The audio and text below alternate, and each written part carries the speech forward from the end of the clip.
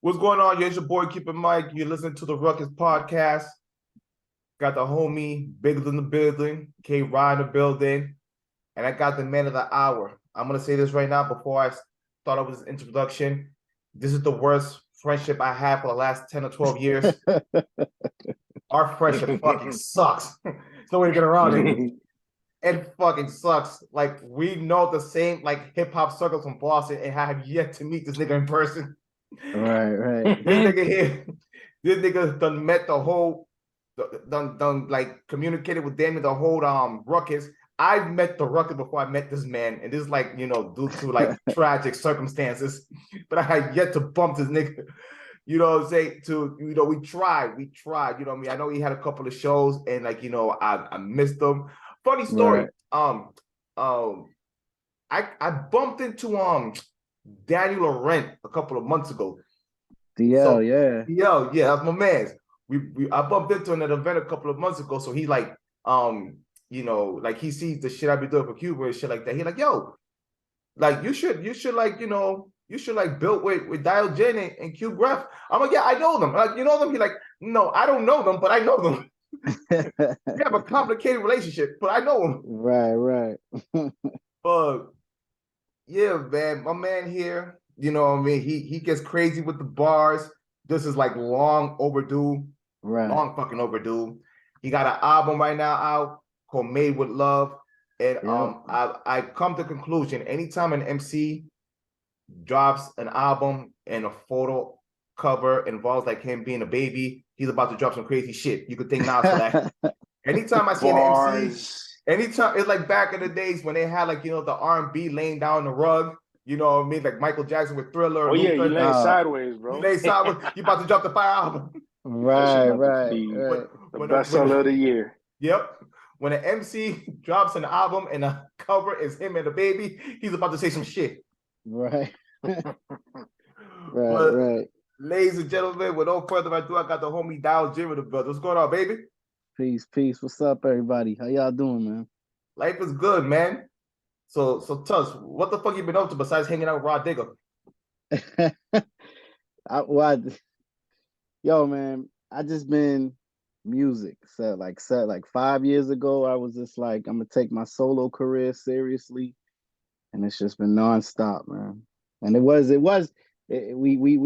long overdue. I don't even remember when we became friends on Facebook, and we just haven't met. I done got married and divorced, and I still hadn't met you. Nigga, I got married and divorced. That's what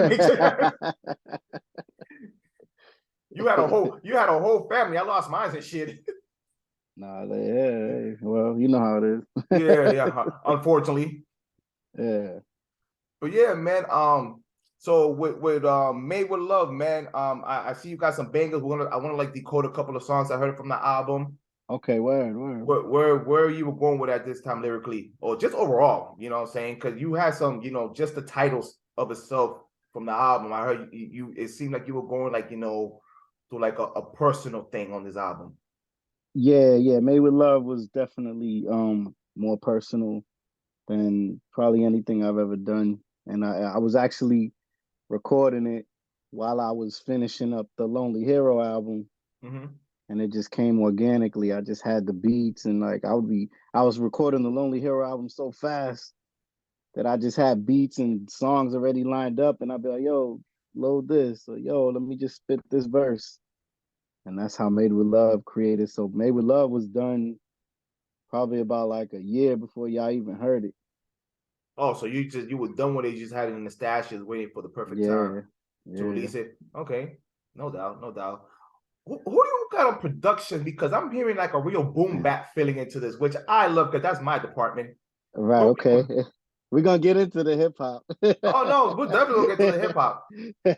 But production wise, like I'm hearing like a real like I want to say, I mean, for those who ain't familiar, I mean, we're from that era, so I got the 88.9 feel when I heard this album here. Right. My man Big Session, my boy Mo, my man Niche Beats. Those are all my in-house producers. Mm-hmm.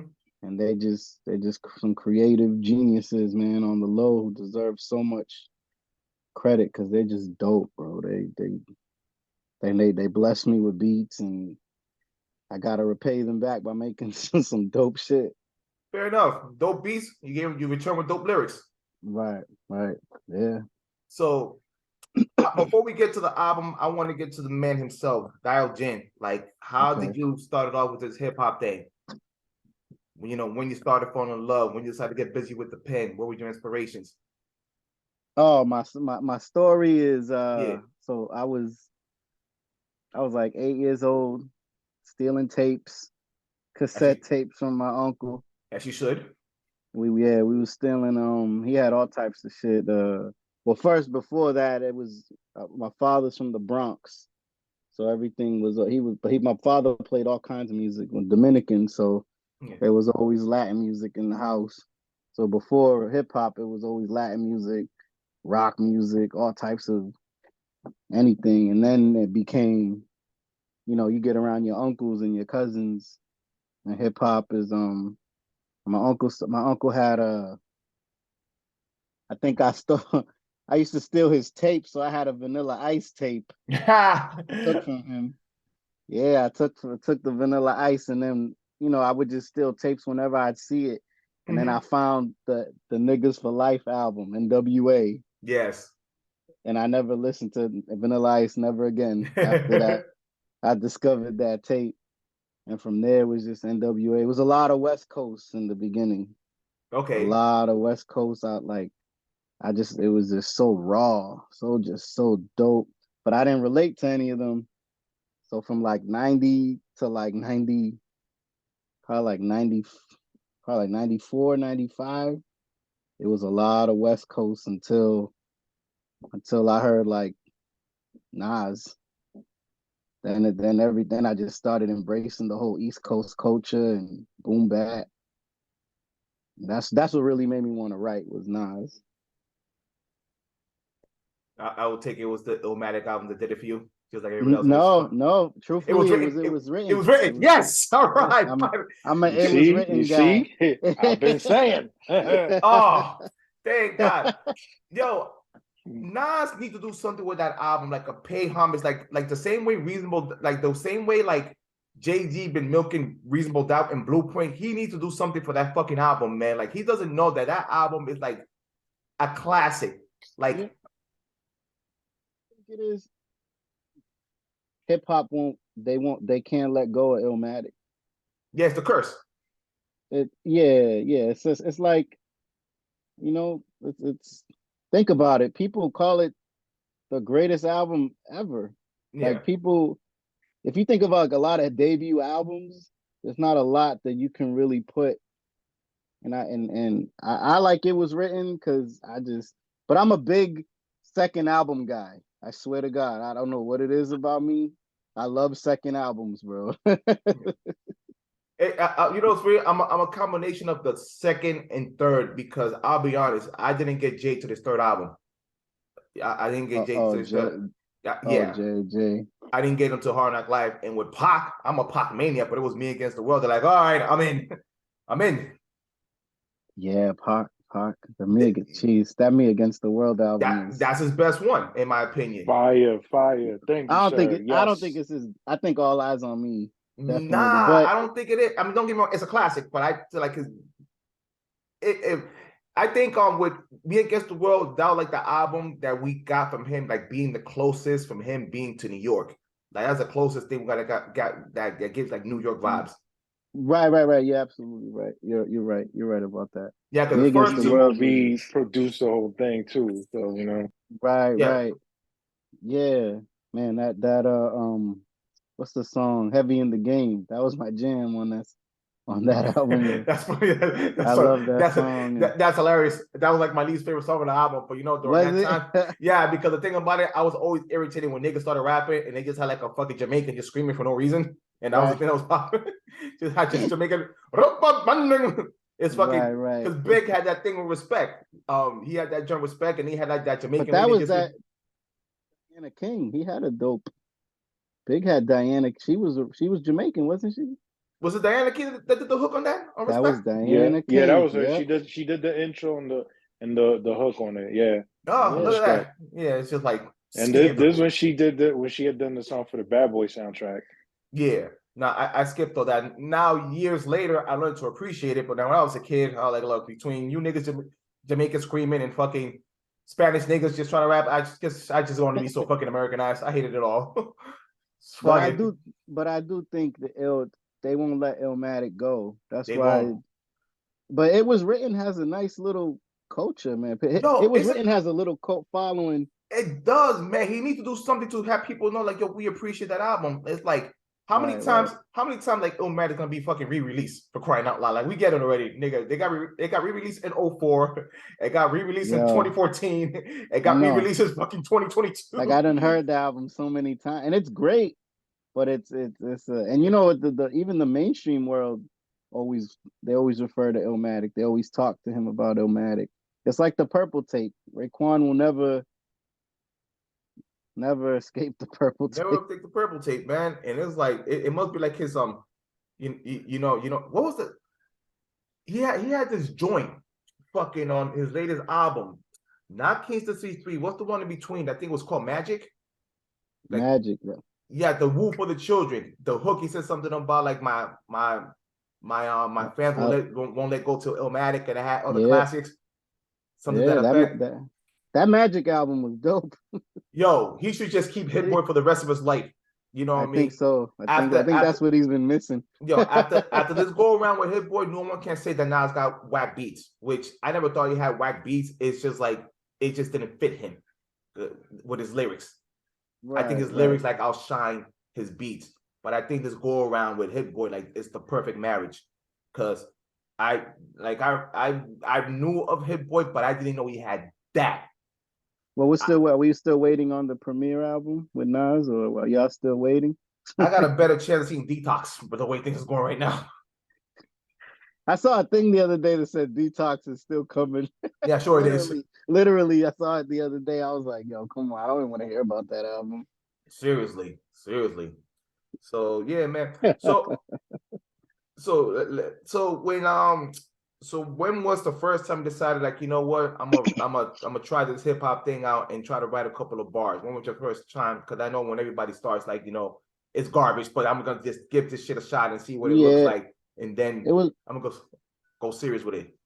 It was around that era, the Nas, It Was Written, it was around 96. 96 was a very pivotal year. That's when I was really like writing. I think 96 is a very underrated year for hip hop. A lot of people, I guess, I know it can't compete with like 86 and 87, but that's ours, and I got two of them. I give 96 and 98. That's my years that I thought it was just shining. Oh, okay. I give 96 and 98 because 98. That's interesting. I got to go back and listen to 98. 98 had DMX, had Nori, had Pun. Mr. Nori, huh? Had Nori, Pun, Razzcast. I knew had an album that went under everybody's radar. That was an amazing album too. The Funk Flex Volume 3. The Onyx Shut Him Down. Yeah. Outcast. And you said Outcast. Black Star. Yeah. We had some things, man. We had some things. Who else? No, go ahead. There was somebody around that I'm missing around there from the even Masterpiece. Funny ass had a little run there with that joint album that it wasn't Ghetto D, or I think Ghetto D was the Last Dawn. No, it was the Last Dawn. It was the Last Dawn. I mean, it wasn't hitting here, but I know down south, from the people I knew down south, that was hitting for them out there. I like Ghetto D. Ghetto D was okay. Ghetto D. I didn't listen to a lot of them. I ain't gonna lie. Like I appreciate it, but I wasn't even on that. No. We were. It took us a while. It took us a while. It took us a while, and even the compilations was dope, man. Like I said, there was the Flex that came out, the Clue album. The Clue came out in the 98. Even fucking Cannabis was that year. Cannabis, Jesus, Cameron. I mean, not Cannabis. Well, both of them, Cannabis and Cameron. But Cannabis, that nigga had a run that is so fucking underappreciated.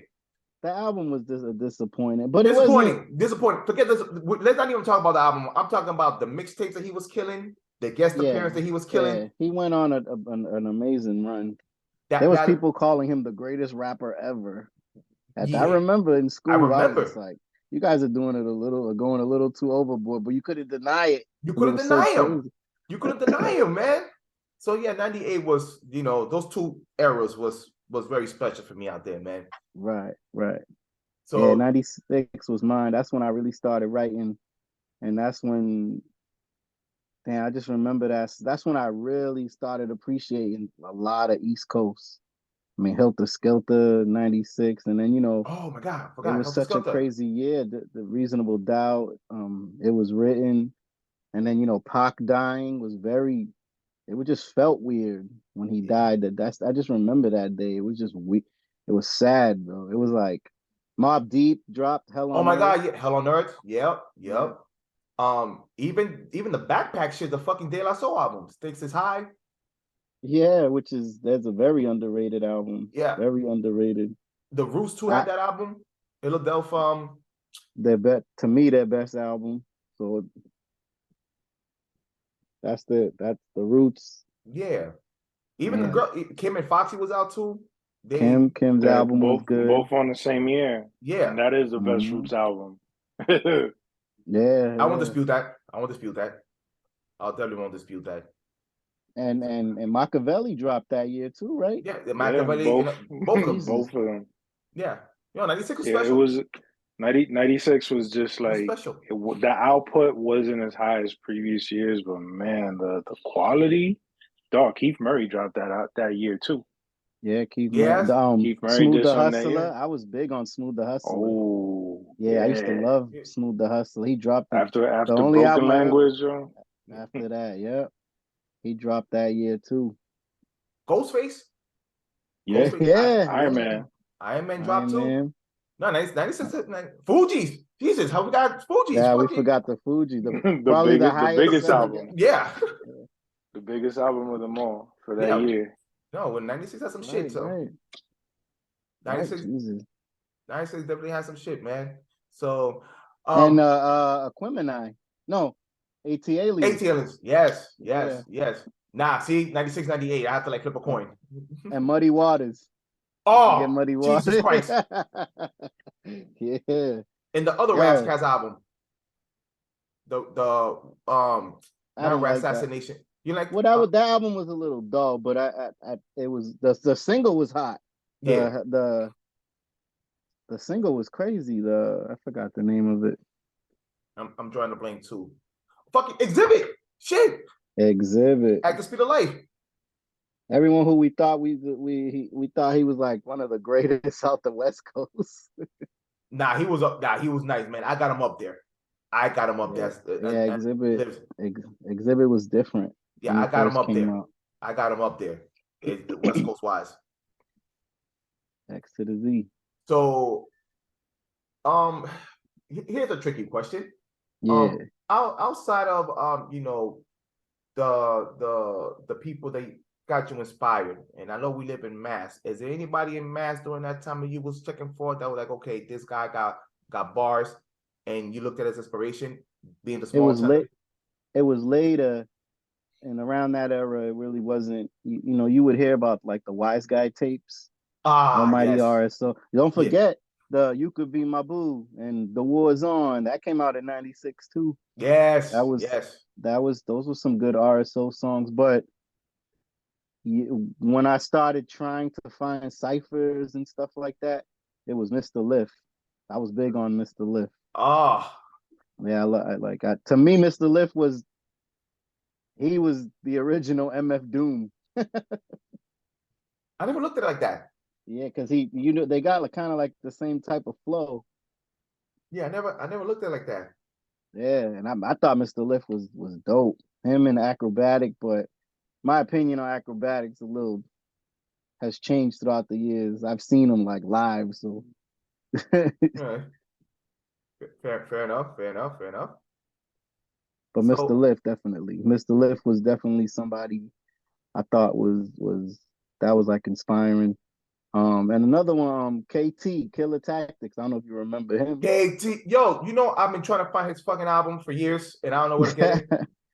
Yeah, he was dope. I never got to hear. Did he put out an album? He had an album in 2001. I had it.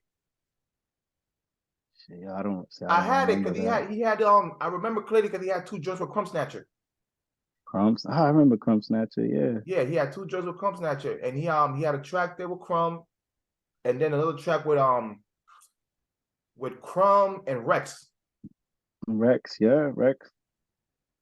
Yeah, man. Rex So was there around that time too. He was just coming out.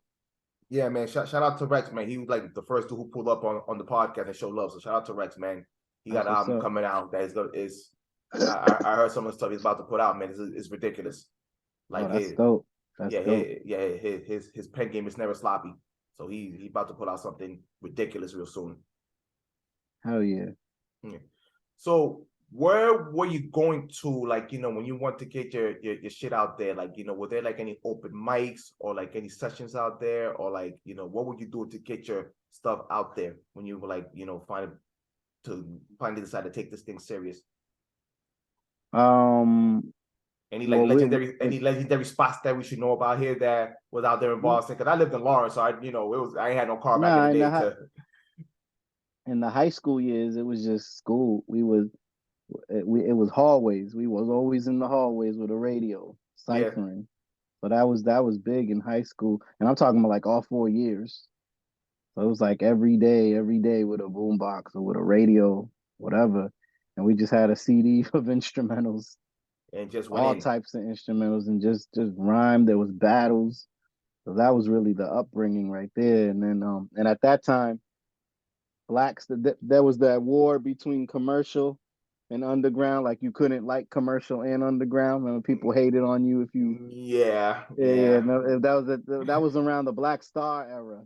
yeah. When Basically, it was 94.5 versus 88.9. You couldn't listen to yeah, 94.5. yeah. So after high school, you would just I was left with nowhere to go because I didn't know about like the Middle East and none of that stuff. Yeah. And then I just met a crew. I met like the Pangea fam. I met them and just got down with them, and they had already been performing. So I just got with them, and then from there, I just started building until the artist you see now. Like I stayed with them for a long time, and we dropped the album, mixtapes, and we were performing everywhere. We went to Lawrence. We was in Brockton. We was in Middle East a lot. It was a lot of open mics. We did some shows in New York, but that's about it. Like nothing ever really. After a few years, then it was just like, yo, I gotta do this solo thing. Yeah. No doubt. Oh, wait, so your crew, I've mildly heard about that crew there. Can you tell us about that crew that was there back in the day? The Pangea The Squad? Pangea fam, yeah. Bam, So yeah. it was Yeah. Pangea fam was made up of it was kind of like a Wu-Tang. We all came together on a label called the CUBA Records, Okay. and it was a local label, and they were based out of right there on Washington Street in Dorchester, Grove Hall, and we had all lived in the area or close by, and we all used to just hang out there, and they were doing music. So we all came on, and there was two groups, two duos, True Indeed, and there was a duo called Storm Session, and then it was me, Diogenes. And every now and then we'd have a bunch of artists come by, be part of it, then not be part of it. But those five I just named, whether we were the central point of it, we were like the main ones, and we would just drop we ended up dropping 2 or 3 mixtapes, and then we dropped the album. Yeah, so Pangea fam, and the kid Session, a lot of the beats you hear on my album, he's the one that was producing all those records. Okay. Yeah, so we stay working with him. The Pangea fam, we were like a little Wu-Tang, like a 5-man Wu-Tang. All right. Do you guys open up for yourself and like your crew? You guys open up to anybody that had notoriety during that time? Oh man, we was opening up for like, sure, we opened up for Prodigy, Joe Budden, Pharoah Monch, Hilter Skelter, Black Sheep. We was opening up for a lot of people, a lot of the local heads. There was a lot of people. Saigon, Papoose. Yeah, we was opening up for a lot of people. What year you opened up for Joe Button? 'Cause I think I might have been to that one. And it was like 2009, I maybe think I went to 2008. that. Was Yeah, it was okay. at the Middle East. Yes, was that the one he almost got jumped? Nah, nah. All It right, wasn't that one, but it was around that time. okay, that's the one. But it wasn't that particular one where he said some. Yeah, I yeah, guess yeah. yeah. Yeah, I was there. I was there in that one. Lord have It mercy. was about to get nasty for him out there, real Joe quick, Button. real Yeah, quick. he's something else. That guy. Yeah. So hold up, yo, Biggs, you hear me? If you around, Biggs. Ah, damn it, I want to tell him the story. But yeah, no, I didn't go to that. I went to that one, and I went to the one last year before that one. So I probably did see you open up and just didn't recognize you. Well, I didn't know you back then. So Yeah. but yeah, I was in those things with them. So were you able to, were you able to interact with them, or you just like, because I know some of them get cool with them and some of them are just like, leave me alone, I want my space. Uh, just more shaking hands. Yeah. Prodigy, you couldn't get to because they are what they say they were deep because you couldn't get to Prodigy at all. Okay. You couldn't get Sean Price. Yeah, we dapped him up, but he looked like he just don't want to be bothered. That sounds about right. That sounds Yeah, about right. Sean Pharoah Monch was kind of like cool. He was quiet to himself. I remember the dude from Black Sheep was kind of like he was a little awkward, but Dreads? again, we don't, you're in passing, you're meeting these people in passing. Mm-hmm. You don't really get to sit and like talk with them like that. You know what I'm saying? Yeah. Dope. So I want to get to some tracks of the album and decode a couple of tracks here, because Okay, word. usually when I oh boy, hold on a second.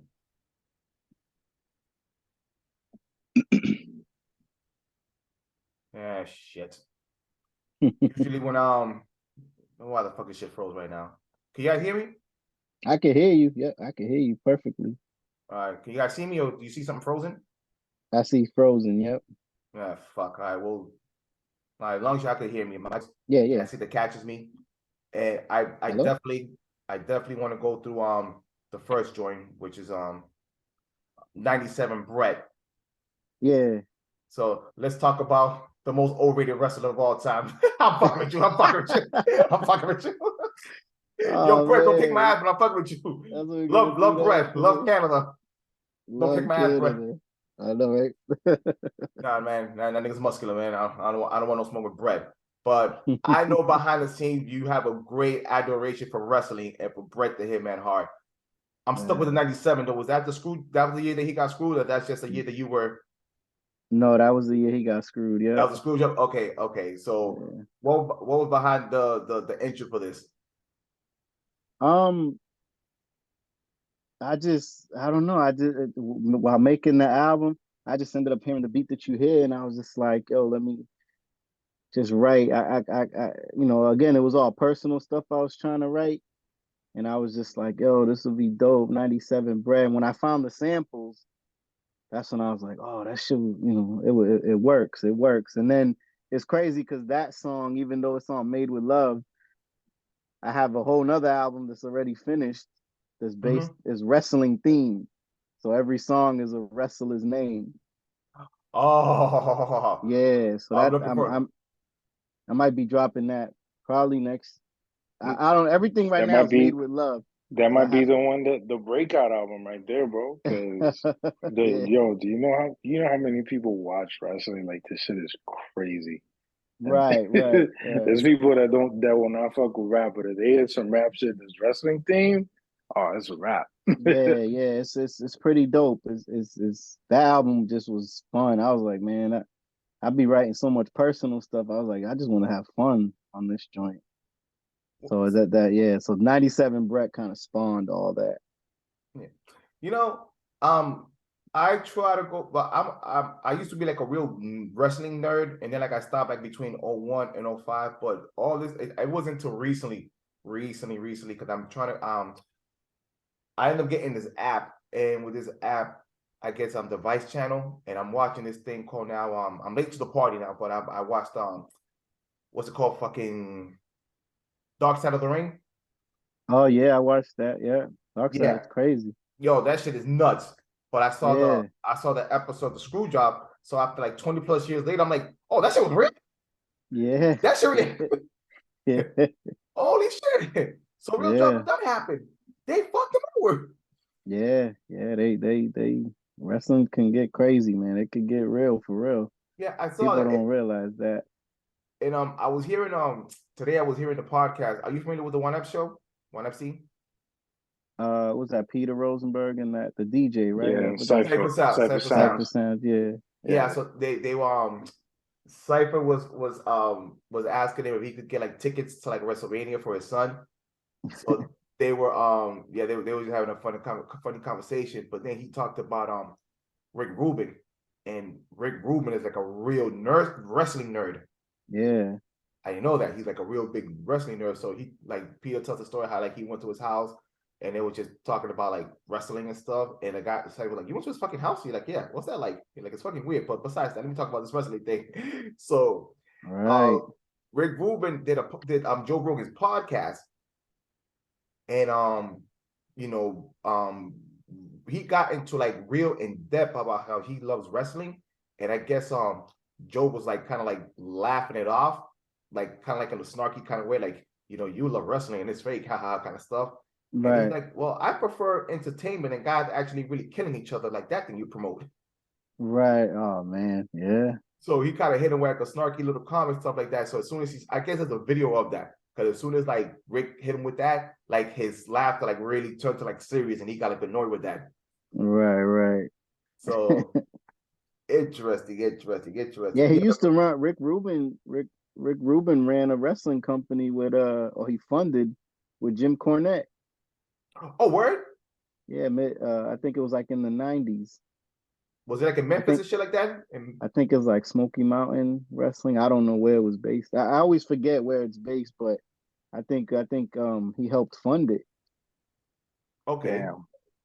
Yeah, Rick Rubin, I would, because he kept saying Rick Rubin. I'm like, Rick Rubin, the Def Jam dude, like Rick Yeah. Rubin, like okay, Dope, Of dope, all dope. people, right? Yeah, of man, all whatever, people. man. He's always been a weirdo, so I mean whatever fits him. So all right, man. So I want to get to the next joint. Late December. You know, when I first heard late December, I thought you were gonna mention like something like with astrology and being a Sagittarius or a Capricorn, but it was something about else. It was something else, huh?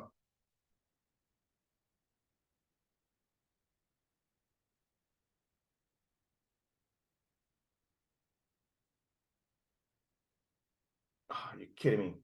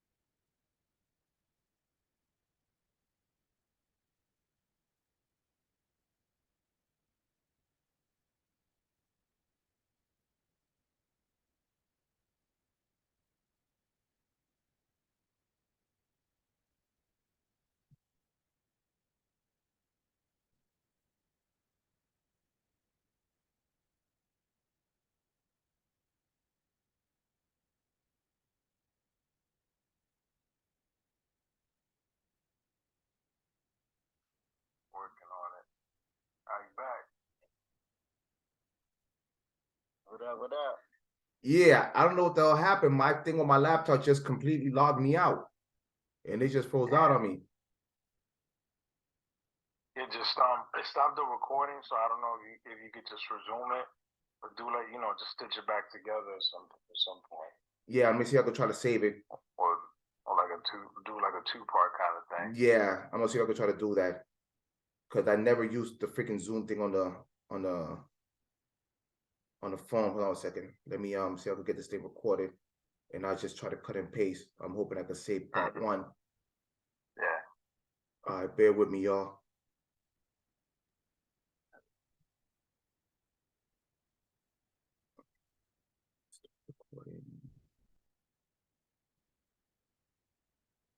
Recording in progress. I bet. All right, we good out here? We good. All right, man. Sorry for the technical difficulties. Laptop's acting up like a bitch. So it's all good. Yeah, man. So yeah, the joint that you had late December, I see it was dedicated to your baby girl.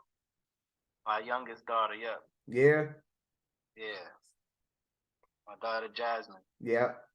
So that's my heart right there. How do you feel? How do you feel about her being a Pac fan instead of a Nas fan? No, that's the oldest one. Oh, okay. That's okay. All right. My youngest she don't care about rap. No, she's just the other one, yeah, she's the oldest one who has the baby boy. She's with the pot posters in her room. I'm talking about if you let her, remember in Baby Boy, he had the big mural. Yeah. That's how her room will look. Heartbroken were you? No, I was just like, well, the middle daughter loves Nas. I was like, okay. Good balance. I was like, I did something right.